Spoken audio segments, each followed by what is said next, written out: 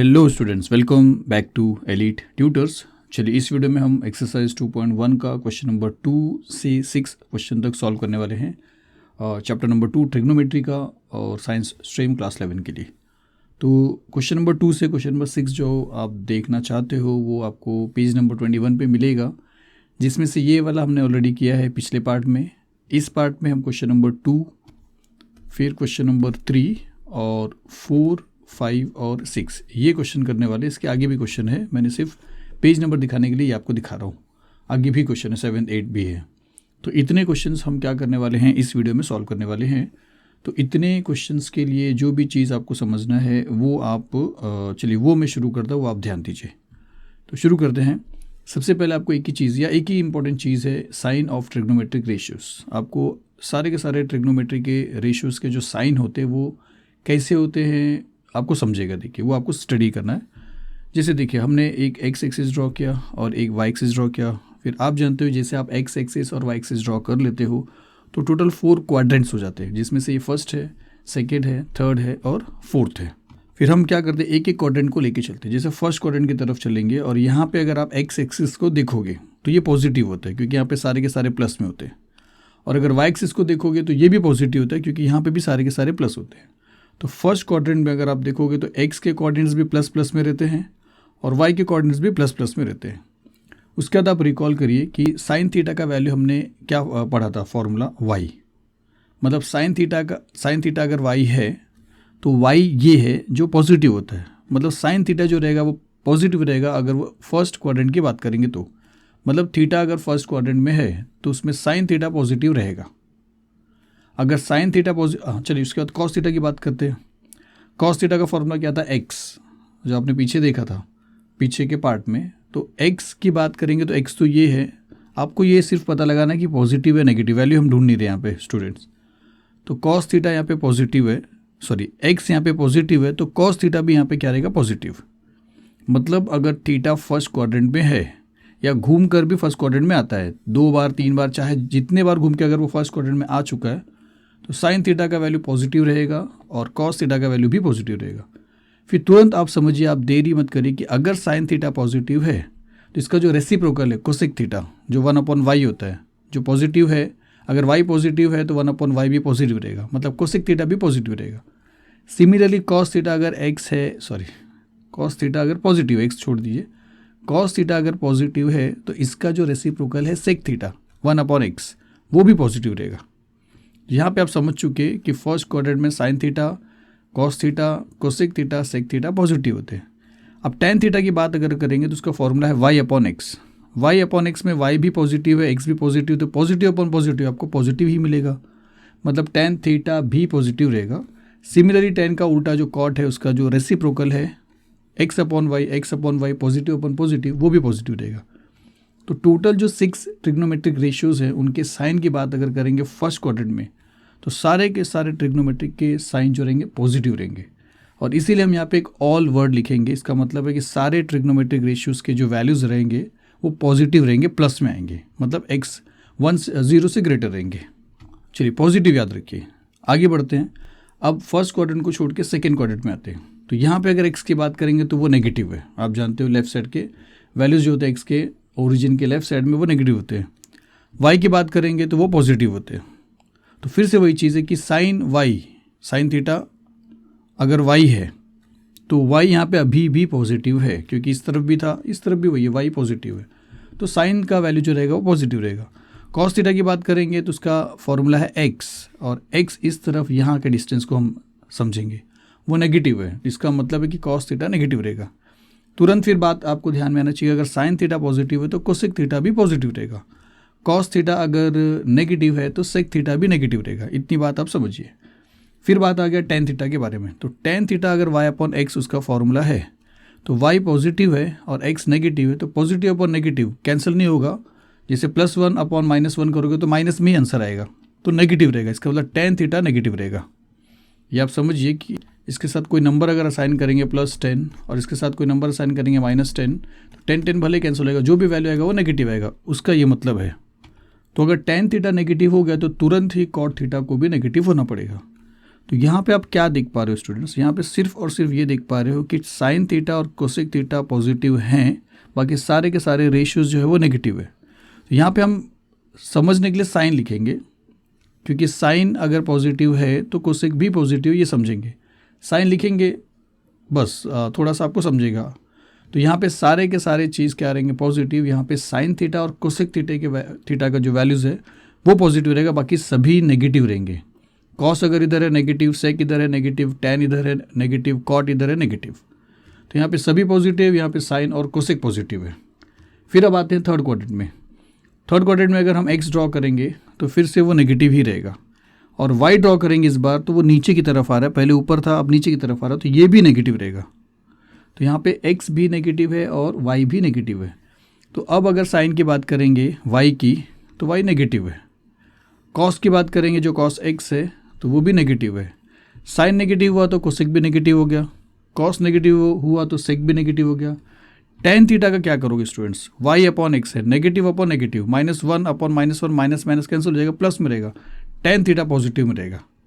Tan theta अगर positive है तो कॉट थीटा को भी पॉजिटिव होना पड़ेगा, या एक्स अपॉन वाई भी आप करोगे तो माइनस अपॉन माइनस कैंसिल हो जाएगा तो प्लस में रहेगा। तो यहाँ पे आप क्या देख पा रहे हो कि थर्ड क्वाड्रेंट में टेन थीटा और कॉट थीटा ये लोग प्लस में रहेंगे, बाकी सारे के सारे माइनस में रहेंगे। तो यहाँ पे हम लिखेंगे टेन, लेकिन आपको टेन के साथ कॉट भी समझना है, आपको साइन के साथ कोसेक भी समझना है, यहाँ पे सभी को समझना है। तो तीन क्वाड्रेंट के बारे में हमने स्टडी किया। अब फोर्थ क्वाड्रेंट की तरफ चलते हैं।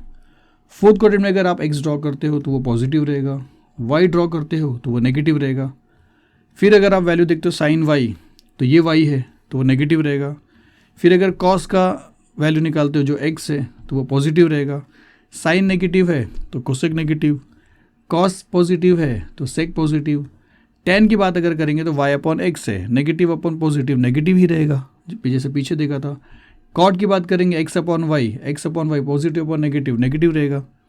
तो यहाँ पे आपको क्या देखने को मिल रहा है कि कॉस थीटा और सेक थीटा यही लोग पॉजिटिव में है, बाकी सभी के सभी नेगेटिव है। तो यहाँ पे हम कॉस लिख देते हैं।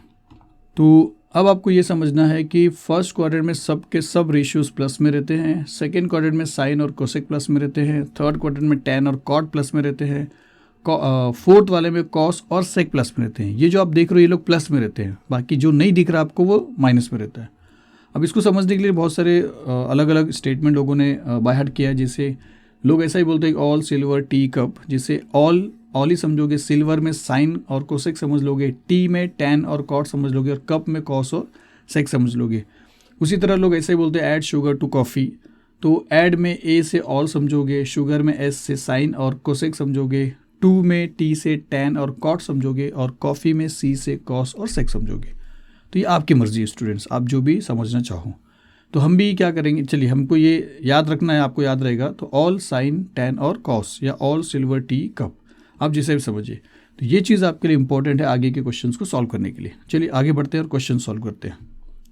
सबसे पहले हम क्या करेंगे, सेकंड क्वेश्चन सॉल्व करेंगे, क्योंकि ऑलरेडी आपका फर्स्ट हो गया।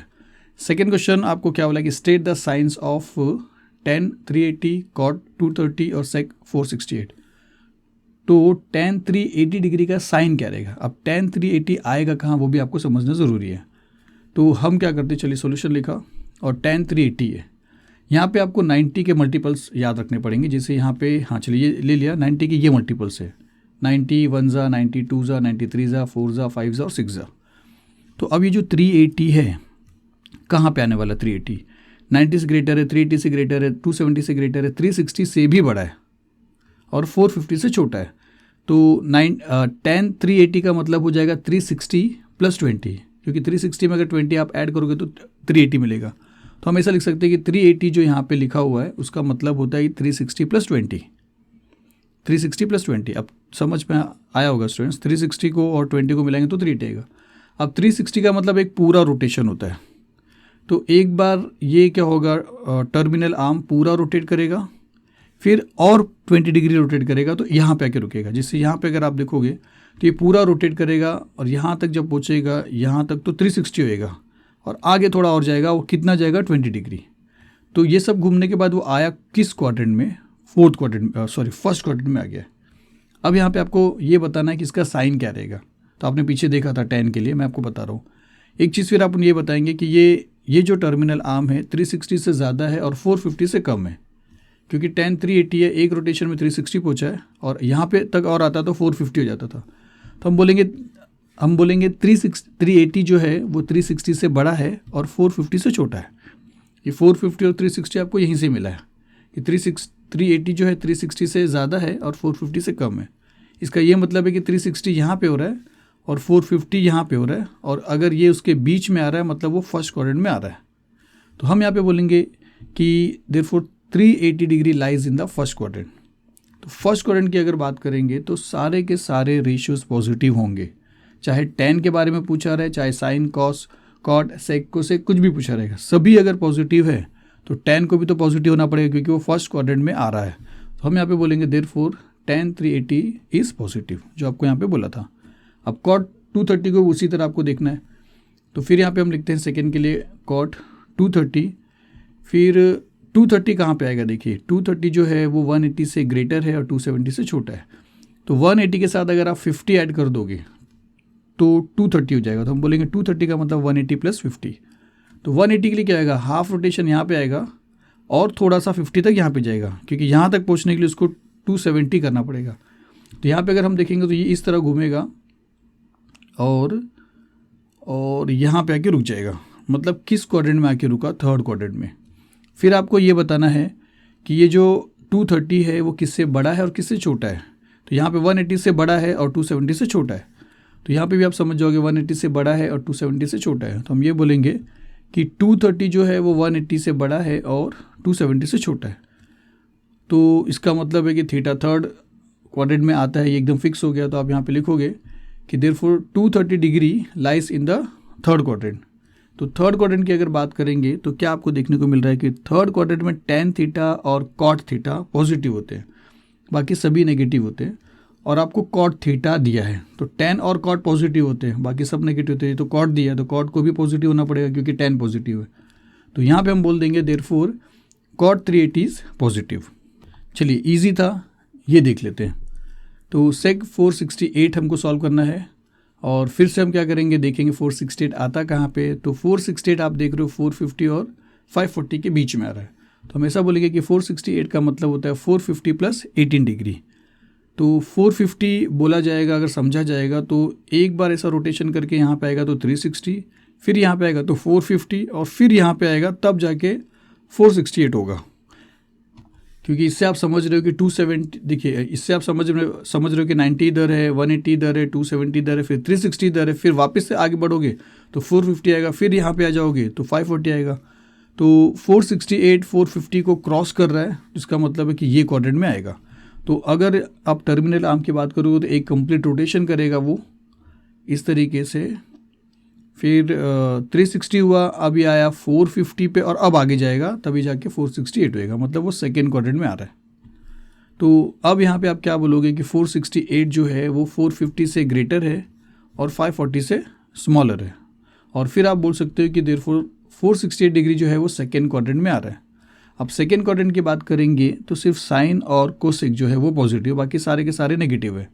हमको जो क्वेश्चन दिया वो सेक है, तो हमको ये समझना है कि सेक जो रहेगा वो पॉजिटिव रहेगा क्या नेगेटिव रहेगा।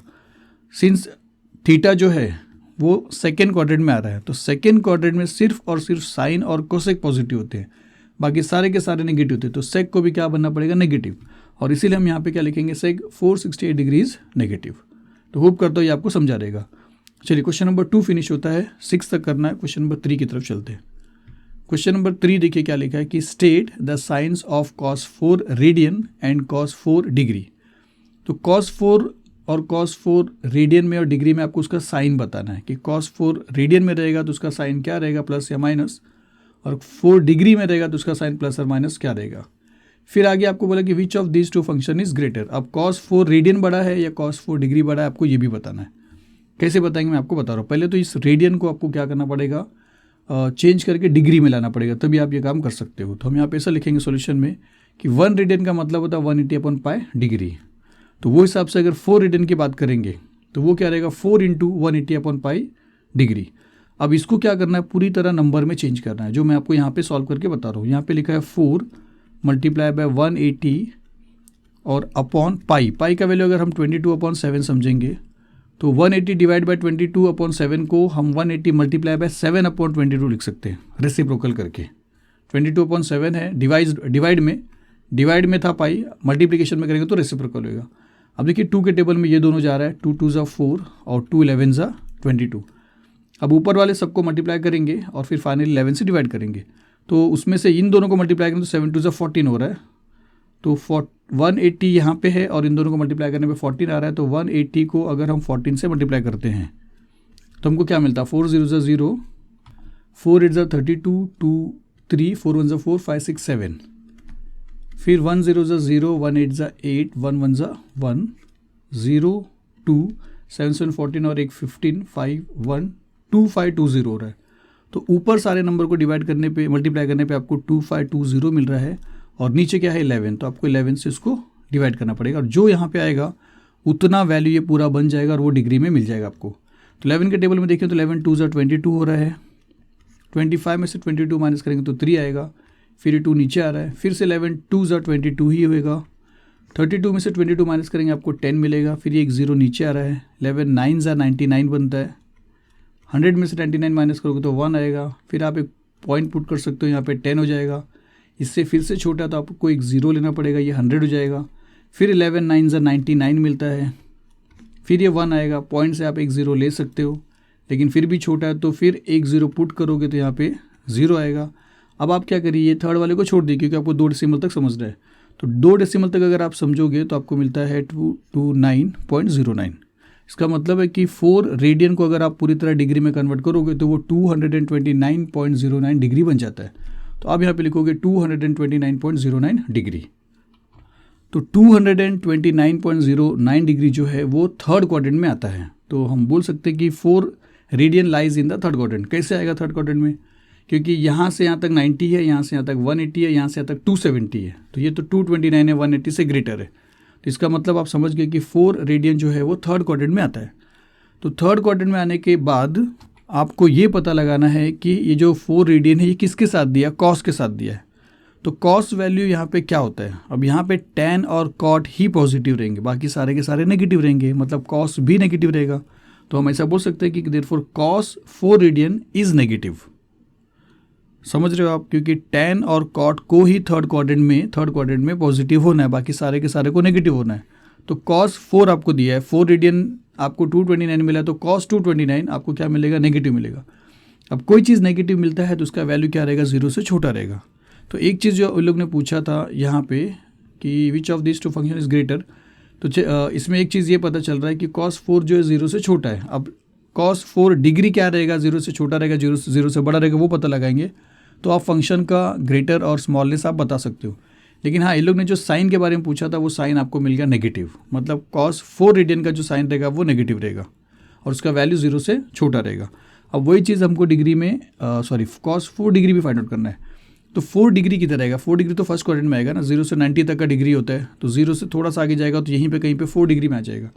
तो cos 4 रेडियन में मतलब 4 डिग्री फर्स्ट क्वाड्रेंट में आएगा, फर्स्ट क्वाड्रेंट में सारे के सारे वैल्यूज पॉजिटिव होते हैं, तो cos 4 भी तो पॉजिटिव हो जाएगा क्योंकि वो फर्स्ट क्वाड्रेंट में आ रहा है, यहाँ पे कहीं पे आएगा फर्स्ट क्वाड्रेंट में। तो हम यहाँ पे लिखेंगे therefore 4 degree lies in the first quadrant, directly बोल सकते हैं क्योंकि 4 डिग्री यहीं पे आएगा।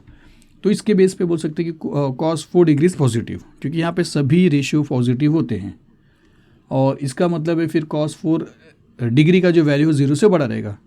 तो इसका वैल्यू जो है डिग्री वाला ये 0 से बड़ा है और इसका वैल्यू 0 से छोटा है, इसका मतलब ये बड़ा है और ये छोटा है। तो आप लास्ट में लिख सकते हो hence cos 4 degree is greater than cos 4 radian. तो यहाँ पे ग्रेटर और स्मॉलेस्ट आपको यहाँ पे दिखाई दे रहा है और साइन की बात करेंगे तो एक का साइन यहाँ पे नेगेटिव दिखाई दे रहा है और एक का साइन यहाँ पे पॉजिटिव दिख रहा है। तो दोनों चीज़ हमने यहाँ पे बता दिया। तो चलिए आपका थर्ड क्वेश्चन यहाँ पे फिनिश होता है, फोर्थ क्वेश्चन पे चलते हैं। फोर्थ क्वेश्चन क्या लिखा है, state the quadrant in which theta lies if. आपको ये बताना है कि जिस थीटा के बारे में ये लोग बात कर रहे हैं वो किस क्वाड्रेंट में आएगा अगर ये कंडीशन दिया है। तो ये कंडीशन क्या है कि यहाँ पे बोला कि if sine theta is less than 0, sine theta अगर 0 से छोटा है और साथ ही साथ दोनों कंडीशन सेटिस्फाई होना चाहिए, tan थीटा 0 से बड़ा है। तो चलिए मैं आपको बताता हूँ कैसे सॉल्व करेंगे। Solution 1, sine theta is less than 0। अब देखिए साइन थीटा अगर 0 से छोटा है तो इसका मतलब साइन थीटा नेगेटिव रहेगा। ठीक है, अगर नेगेटिव रहेगा तो कहाँ पे आएगा वो, यहाँ पे सारे के सारे रेशियोज प्लस में, साइन से लेके कोसेक तक सब प्लस में। यहाँ पे साइन थीटा और कोसेक थीटा प्लस में, बाकी सब नेगेटिव है। लेकिन यहाँ पे क्लियरली क्या बोला कि साइन थीटा 0 से छोटा है। अगर साइन थीटा 0 से छोटा है तो साइन थीटा को नेगेटिव बनना पड़ेगा। तो साइन थीटा को नेगेटिव तभी, साइन थीटा नेगेटिव तभी बनेगा जब साइन थीटा यहाँ पे और यहाँ पे रहेगा। देखिए मैं होप करता हूँ आपको समझ रहा है। यहाँ पे ये बोला गया कि tan और cot पॉजिटिव रहेंगे, बाकी सब नेगेटिव रहेंगे, तो सब में साइन भी आ गया। यहाँ पे बोला cos और sec पॉजिटिव रहेंगे, बाकी सब नेगेटिव रहेंगे, तो यहाँ पे भी साइन आ गया। तो साइन थीटा जो है अगर वो 0 से छोटा है तो उसको या तो थर्ड क्वाड्रेंट में होना पड़ेगा या तो फोर्थ क्वाड्रेंट में। तो हम अपने लिए ऐसा लिख सकते हैं therefore theta lies in the third quadrant और फोर्थ क्वाड्रेंट। ये एक कंडीशन के बेस पे हम बोल सकते हैं। सेकेंड कंडीशन से क्या समझ में आता है वो देखेंगे, और जो दोनों में आपको मिलेगा वही चीज़ आपका आंसर रहेगा। तो सेकेंड कंडीशन क्या बोला है कि tan theta is greater than 0। अगर tan थीटा 0 से बड़ा है तो इसका ये मतलब हुआ कि tan थीटा पॉजिटिव है। तो tan थीटा पॉजिटिव देखिए सिर्फ यहीं पे है और यहाँ पे है, बाकी इन दोनों जगह पे नहीं है, क्योंकि यहाँ पे ऑल सारे के सारे पॉजिटिव है। यहाँ पे tan और cot पॉजिटिव, तो tan तो पॉजिटिव निकला ना। तो tan थीटा आपको थर्ड क्वाड्रेंट और फर्स्ट क्वाड्रेंट मिलेगा। तो आप यहाँ पे लिख सकते हो therefore theta lies in the first और थर्ड क्वाड्रेंट। होप करता हूँ आपको ये समझ में आ रहा है, कोई कन्फ्यूजन नहीं है। तो अब इन दोनों में कॉमन क्या आप देख रहे हो, इन दोनों में आप थर्ड क्वाड्रेंट को कॉमन दिख रहे हो, और जब जिस चीज़ को आप कॉमन देखोगे एग्जैक्टली वो थीटा उसी क्वाड्रेंट में लाई करेगा। तो आप बोलोगे therefore theta lies in the third quadrant. एक क्वेश्चन और करेंगे तो आपको थोड़ा और समझ में आ जाएगा। ये वाला करेंगे कि cos theta is less than 0 and tan theta is greater than 0। तो चलिए हम लिखेंगे यहाँ पे कि cos theta is less than 0। अगर cos थीटा 0 से छोटा है मतलब cos थीटा नेगेटिव है। यहाँ पे सभी पॉजिटिव है मतलब वो फर्स्ट में नहीं आएगा। यहाँ पे साइन और कोसेक पॉजिटिव है, बाकी सब नेगेटिव है, तो यहाँ पे आ सकता है, क्योंकि cos थीटा 0 से छोटा है तो cos थीटा नेगेटिव है। तो cos थीटा को इधर आना पड़ेगा। क्यों? क्योंकि यहाँ पे सिर्फ साइन और कोसेक पॉजिटिव, बाकी सब नेगेटिव है। यहाँ पे tan और cot पॉजिटिव, बाकी सब नेगेटिव है, तो cos भी नेगेटिव रहेगा। यहाँ पे तो cos पॉजिटिव बोला है ना, तो यहाँ पे तो नहीं आ सकता क्योंकि cos थीटा 0 से छोटा है। तो सेकेंड क्वाड्रेंट और थर्ड क्वाड्रेंट में इसका आने का चांसेस हो जाएगा। होप कर रहा हूँ स्टूडेंट्स आपको समझ में आ रहा है। आप समझ नहीं पा रहे हो ऐसा मत सोचिए, क्योंकि जो आपको यहाँ पे दिखाई दे रहा है और इसके जो रेसिप्रोकल्स हैं वही लोग पॉजिटिव, बाकी सब नेगेटिव है। तो cos अगर नेगेटिव है तो यहाँ पे पॉजिटिव रहेगा और यहाँ पे पॉजिटिव रहेगा, तो इन दो में ही आएगा। तो सेकेंड और थर्ड आ गया। अब इसके बाद अगर tan थीटा की बात करेंगे तो tan थीटा ग्रेटर देन 0, जैसे यहाँ पे आपने देखा। तो थीटा कहाँ पे लाई करेगा, फर्स्ट और थर्ड में, जो आपने यहाँ पे देखा है। क्योंकि फिर से वही बात है, tan पॉजिटिव यहाँ पे रहेगा और tan पॉजिटिव यहाँ पे रहेगा। अब इन दोनों में कॉमन आप थर्ड क्वाड्रेंट देख रहे हो, तो आप तुरंत बोल सकते हो therefore theta lies in the third quadrant. तो चलिए आपका फोर्थ क्वेश्चन यहाँ पे फिनिश होता है। फिफ्थ क्वेश्चन और सिक्स क्वेश्चन, दो क्वेश्चन और बाकी वो देख लेते हैं। तो फिफ्थ क्वेश्चन आपको सिंपली क्या बोला कि evaluate each of the following, मतलब इन सभी के वैल्यूज़ आपको टोटल मिलाकर क्या होते हैं वो आपको फाइंड आउट करना है। ऐसे क्वेश्चन हमने 10th में भी देखा है, 9th में देखा है, लेकिन 180 तक डिग्री नहीं गया है। जो भी है चलिए यहाँ पे कर लेते हैं। फर्स्ट क्वेश्चन आपको ये करना है। तो देखिए यहाँ पे sin 30 आपको फाइंड आउट करना है, cos 45 फाइंड आउट करना है और tan 180 आपको फाइंड आउट करना है। तो इन तीनों के वैल्यूज़ आपको लगेंगे। तो टेबल का हेल्प ले लीजिए और जो मैं आपको बताने वाला वो देख लीजिए। तो यहाँ पे हम ऐसा करेंगे, फर्स्ट वाले को टेबल का यूज़ करके इन दोनों का वैल्यू मैं आपको लिख के बताता हूँ। टेबल की अगर बात करेंगे तो sin 30, तो यहाँ पे मैं लिख के बता रहा हूँ कि sin 30 जो है वो आपको टेबल से क्या मिल रहा है, वो आपको हाफ मिल रहा है। और उसके बाद अगर cos 45 की बात करेंगे, cos 45 की, तो वो आपको टेबल से मिलता है cos 45 1/√2, 1/√2। फिर एक चीज़ बचता है tan 180। तो tan 180 की अगर बात करेंगे तो यहाँ पे आपको नहीं दिख रहा है। तो tan 80 को हम यहाँ से समझ सकते हैं। देखिए इसमें 180 मतलब पूरा का पूरा कंप्लीट एंगल। तो यहाँ पे अगर आओगे तो ये यूनिट सर्कल अगर आप लेते हो, इससे ऑलरेडी हमने करके देखा था वैल्यू, तो यहाँ पे आपको 180 डिग्री मिल रहा है। ये पॉइंट पे अगर x देखोगे तो -1 रहेगा, क्योंकि इस तरफ -1 रहेगा। और अगर y की बात करेंगे तो सिंस वो पॉइंट y पे लाइन नहीं कर रहा तो वो 0 रहेगा। तो यहाँ पे x आपको मिलता है -1 और y आपको मिलता है 0, और आपको चाहिए tan 180। तो tan का फॉर्मूला क्या था स्टूडेंट्स? tan का फॉर्मूला, tan थीटा का फॉर्मूला देखिए, साइन का y था और cos का x था, तो tan का क्या रहेगा, y/x, क्योंकि tan थीटा आप जानते हो कि sin/cos का वैल्यू रहेगा। तो y यहाँ पे आपको 0 मिल रहा है और x आपको -1 मिल रहा है, तो 0/-1 आपको देगा 0। इसका मतलब है tan 80 आपको मिलता है 0। तो अब हमारे पास ये तीनों वैल्यूज़ आ गया। अब हम क्या करेंगे, इसको सॉल्व करेंगे। तो हम लिखेंगे therefore sine 30 degree plus cos 45 degree plus tan 180 degree is equal to sine 30 की जगह पे हाफ लिखेंगे, तो यहाँ पे आ जाएगा हाफ, प्लस कॉस 40 की जगह पे 1/√2 लिखेंगे, फिर प्लस tan 180 की जगह पे 0 लिखेंगे। फिर अगर आप देखो तो आपको मिलेगा हाफ प्लस 1/√2। फिर हम क्या करेंगे, √2 को रैशनलाइज करेंगे, तो इसको √2 इंटू √2 से मल्टीप्लाई कर देंगे। तो आपको यहाँ पे क्या मिलेगा, ये हाफ रहेगा, जिसको हाफ लिखते हैं, प्लस √2 इंटू √2 आपको मिल जाएगा 2, और 1 इंटू √2 आपको मिलेगा √2। फिर मैं यहीं पे सॉल्व कर रहा हूँ, इसका डिनोमिनेटर सेम है तो आपको मिलेगा 2, और 1 प्लस √2 को आप कुछ नहीं कर सकते, तो आपको लिखना पड़ेगा 1 प्लस √2। ये उसका फाइनल आंसर रहेगा। चलिए इसके बाद ये वाला क्वेश्चन करते हैं। तो सेकेंड वाला क्वेश्चन करते हैं, ये वाला cos 45, cot 45 और tan 0। तो cos 45 के लिए अगर आप cosec 45, तो cosec 45 अगर आप देखोगे तो आपको मिलता है √2। तो आप यहाँ पे लिखोगे cosec 45 डिग्री विच इज़ √2। फिर आपको चाहिए cot 45, तो cot 45 आपको मिलता है 1, तो आप लिखोगे यहाँ पे cot 45 which is equal to 1।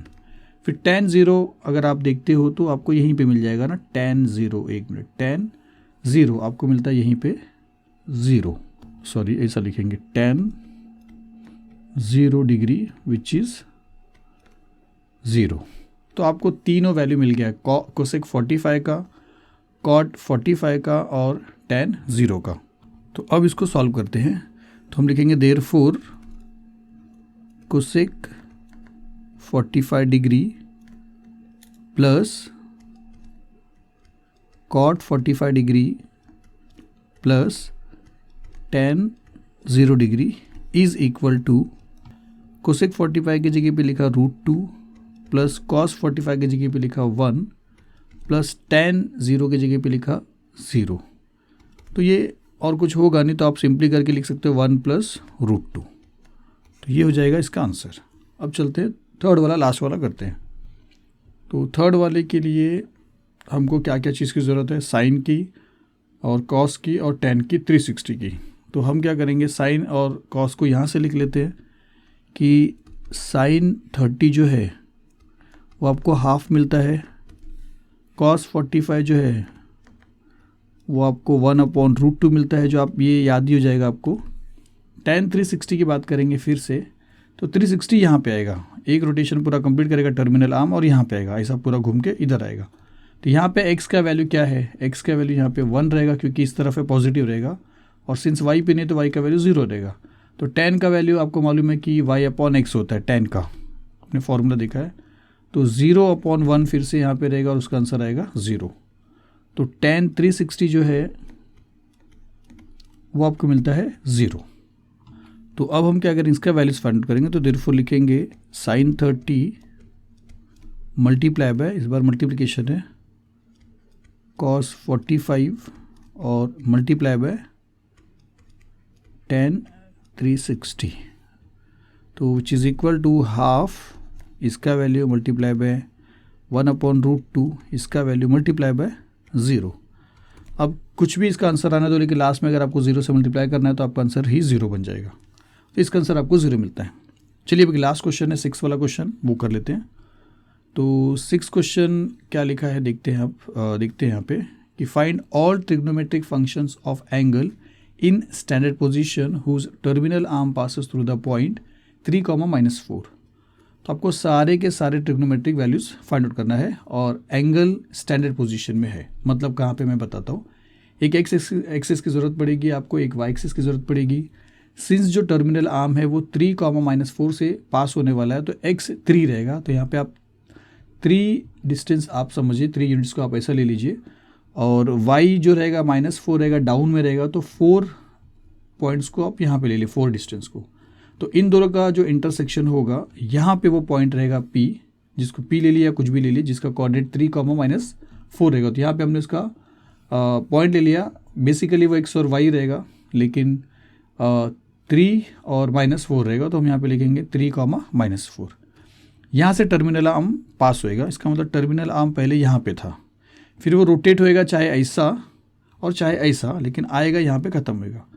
क्योंकि स्टैंडर्ड पोजीशन का यही मतलब है कि पहले तो उसका जो इनिशियल आर्म रहेगा वो पॉजिटिव x पे रहेगा, और फिर वो चाहे एंटी क्लॉकवाइज घूम के आए चाहे वो क्लॉकवाइज घूम के आए, और वो कहीं पे भी आए। तो सपोज़ करिए अगर आप वो क्लॉकवाइज घूम के आया है तो वो यहाँ से आ गया जहाँ पे ये थीटा बन जाएगा। तो अब आपको क्या करना है, सारे के सारे ट्रिग्नोमेट्रिक फंक्शंस फाइंड आउट करना है, मतलब साइन से लेके कोसेक तक। तो आपको एक ट्राइंगल की ज़रूरत पड़ेगी जो हमने देखा था पहले के पार्ट की वीडियोज़ को। तो यहाँ पे हम क्या करेंगे, परपेंडिकुलर ड्रॉ करेंगे, ये 90 डिग्री बन जाएगा। यहाँ पे आप ले लोगे थीटा, तो थीटा के सामने वाला अपोजिट हो जाएगा, जिसका डिस्टेंस जो है आप y से कंपेयर करोगे तो ये y बन जाएगा। और थीटा के लिए एडजेसेंट जो रहेगा, जिसका डिस्टेंस आप x डिस्टेंस से कवर करोगे, समझोगे, तो वो x हो जाएगा। अब ये जो एक बच रहा है जिसको हाइपोटेनस समझेंगे, ये आप कुछ भी ले सकते हो, या आप इसको OP भी ले सकते हो, या आप एक सर्कल बना के इसको रेडियस भी समझ सकते हो। तो हम इसको क्या करेंगे, रेडियस समझेंगे, क्योंकि यूनिट सर्कल तो बिल्कुल नहीं है। अगर ये यूनिट सर्कल होता तो इसका आंसर 1 आता था, और जो फॉर्मूला हमने यूज़ किया था पिछले पार्ट में वो यूज़ करते थे। यूनिट सर्कल करके ऐसा बोला नहीं है, इसके लिए ये क्या रहेगा, R रहेगा। अब चलिए शुरू करते हैं। तो सारे के सारे ट्रिग्नोमेट्रिक फंक्शन आपको फाइंड आउट करना है, मतलब ये सारी चीज़ आपको फाइंड आउट करना है। साइन थीटा का फॉर्मूला y/r था, इस बार r इसलिए लिखा है क्योंकि यहाँ पे ये यूनिट सर्कल नहीं है, तो ये डिस्टेंस 1 नहीं है। और कॉस थीटा का फॉर्मूला tan थीटा का ये सब है, जहाँ पे x y जो है, जो डिनोमिनेटर में आ रही है, ये लोग 0 नहीं रहेंगे। तो ये सभी वैल्यूज़ पाने के लिए आपको y चाहिए, आपको r चाहिए, और आपको x चाहिए, जिसमें से x आपके पास x रहेगा, y आपके पास y रहेगा, नहीं सॉरी, x आपके पास x कैसे रहेगा, x का वैल्यू 3 दिया है ना, तो x आपके पास 3 बन जाएगा, और y आपको -4 दिया तो y आपको -4 मिल जाएगा। तो आपके पास x है और y है, लेकिन r आपके पास नहीं है। तो r आप कैसा फाइंड करोगे, आप चाहे इसको पाइथागोरस समझो, चाहे डिस्टेंस फार्मूला समझो, आपको r मिल जाएगा। चलिए मैं आपको बताता हूँ कैसे सॉल्व करेंगे। तो 1 मिनट स्टूडेंट्स, हाँ ये रहेगा 3 और 4, आप समझिए। तो हम यहाँ पे लिखेंगे let theta be the measure of the angle in standard position whose terminal arm passes through P 3, -4। इतना लिखोगे तो भी चलेगा स्टूडेंट्स। टेक्स्ट बुक में भी एक क्वेश्चन है सेम टू सेम, इसी तरह वैल्यूज चेंज किया, वहाँ पे भी यही स्टेटमेंट लिखा है। तो लेट थीटा हमने अज्यूम किया कि वो एक एंगल है स्टैंडर्ड पोजीशन में, और जो जिसमें टर्मिनल आर्म जो है वो 3, -4 से पास हो रहा है। तो अब हम यहाँ पे बोलेंगे जो रेडियस रहेगा वो O और P रहेगा।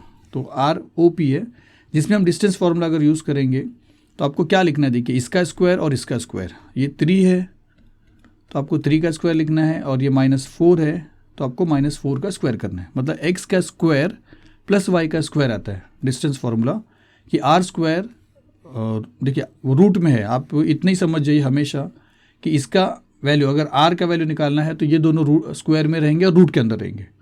अगर r का वैल्यू चाहिए, अगर आपको r का वैल्यू चाहिए तो रूट के अंदर इन दोनों के स्क्वायर को आप प्लस करके लिखिए। तो यहाँ पे 3 का स्क्वायर लिखा, यहाँ पे -4 का स्क्वायर लिखा, 3 का स्क्वायर 9 हो जाएगा, -4 का पूरा स्क्वायर 16 हो जाएगा। तो 9 + 16 आपको सेकंड स्टेप पे मिल जाएगा। 9 + 16 को अगर आप प्लस करो तो आपको मिलेगा 25, और सिंस ये डिस्टेंस है नेगेटिव नहीं रहेगा तो आप उसको पॉजिटिव वैल्यू लेंगे r = 5। तो r आपके पास 5 आ गया है, ये 3 है और ये 4 है। तो हम यहाँ पे ये भी बता देंगे कि p जो x, y है वो 3, -4 है, और जिस वजह से हम बोलेंगे देयरफॉर x 3 रहेगा और y क्या रहेगा -4। तो अब आपके पास r है, आपके पास x है, आपके पास y है। तो अब आपको करना क्या है, आपको सारे के सारे ट्रिग्नोमेट्रिक फंक्शंस फाइंड आउट करना है, मतलब आपको ये चीज़ लिख के सॉल्व करना है। तो ये आप करोगे, आपको पहले ये लिखना है sine theta which is equal y/r। y के प्लेस पे आप लिख दोगे -4 और r के प्लेस पे आप लिखोगे 5। तो फर्स्ट वाले का आंसर मिलेगा -4/5। फिर आप ये लिखोगे cos थीटा x/r, x के प्लेस पे आप लिखोगे 3 और r के प्लेस पे लिखोगे 5 और 3/5। उसी तरह सारे वैल्यूज आप सब्स्टिट्यूट करोगे, आपको सारे के सारे आंसर मिल जाएंगे।